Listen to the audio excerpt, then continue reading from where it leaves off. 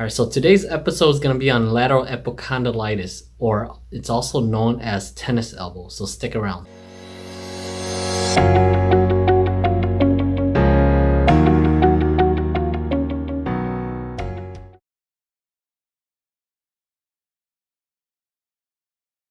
So with lateral epicondylitis, the pain is typically located on the bony part of the elbow, and the pain is usually on the back of the forearm, and it can stretch to the biceps, or it can radiate down to your wrist and even into your third and fourth digit. So the type of pain that you often feel with lateral epicondylitis is a dull, achy pain right at the bony part of the elbow there. And then you can also have numbing and tingling sensation on the back of your forearm. And it's usually just that achy feeling, and it often is worsened by activities such as lifting or such as anything that causes you to do repetitive motion. So we'll talk about the causes of lateral epicondylitis next. So lateral epicondylitis is caused by repetitive motion, and this repetitive motion causes inflammation to the tendon of the muscle, the extensor carpi radialis brevis. That's usually the muscle that's most affected by tennis elbow or lateral epicondylitis. And again, like I said, it's due to repetitive motion such as playing tennis, gardening, lifting of something really heavy that's going to cause strain to that tendon. And with inflammation, it's going to cause swelling. So as you continue to work that muscle, that swelling is going to cause friction along that bone, and that's where you're going to start feeling the pain, because it's going to irritate the nerve in that area, and you're going to feel increased pain with increased activity.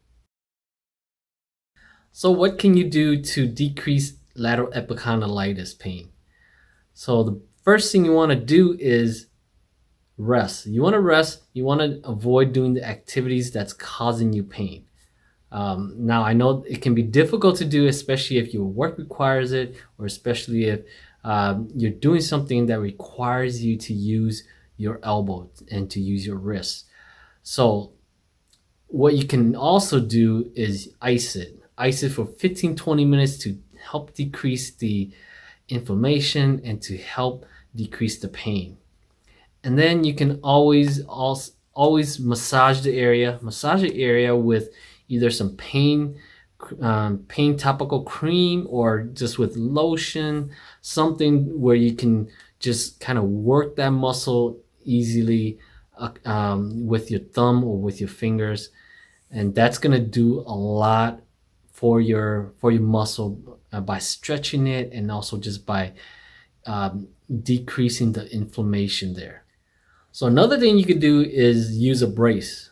So you can use a brace on your forearm, right below your elbow, right below where the pain is, and that's gonna create a new attachment point, so to speak, for the muscles, so that where it's irritated, where there's inflammation, that portion won't be used.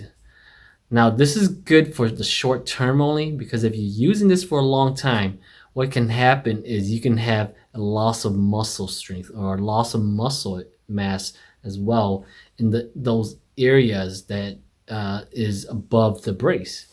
So definitely just want to use this for a short time period until the pain goes away. So the last thing I want to talk about are stretches and exercises for the wrist and elbow. That's going to help improve range of motion and also help with the healing time. And then we'll talk about that in the following video. So the first exercise is just range of motion. So you're just going to want to flex your fingers down, point them down towards the ground, and then extend your wrists and point your fingers up towards the ceiling. And then you're just going to want to do pronation, turning your wrist towards the right side, and supination, turning your wrist towards the left side. And that's all you're gonna do. And you're gonna do about 10 of these. So the next thing you wanna do is massage the muscles of the forearm, the back of the forearm, that is. So you wanna just grab maybe some lotion, or if you want, use some topical pain cream and just put it all along your the back of your forearm.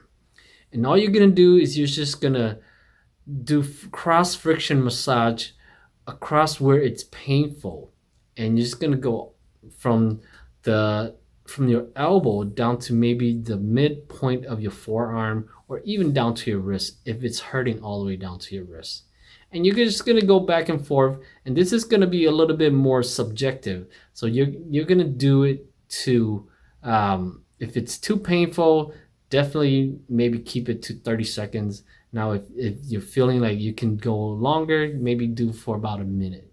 Okay, so the third thing you want to do is stretch those muscles out. So the muscles are going to be pretty tight just from being inflamed itself. So what you're going to do for this one is you're just going to hold, kind of like the first exercise. You're just going to point your fingers down and hold it there. Press on top of your hand and hold it there for about 30 seconds. And then you're going to switch it up and point your fingers upwards and press with your other hand on your fingers and hold that down for another 30 seconds. And you're just going to do 3 times each of those stretches. And that's going to go a long ways in just stretching those muscles out so that you have better range of motion.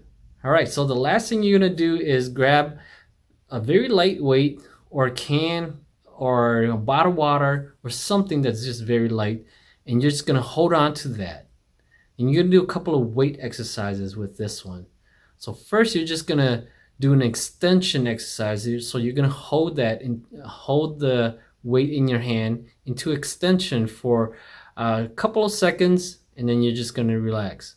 And then now you're gonna turn that weight either way, to the left or to the right, doesn't matter, and then you're going to turn it back the other way.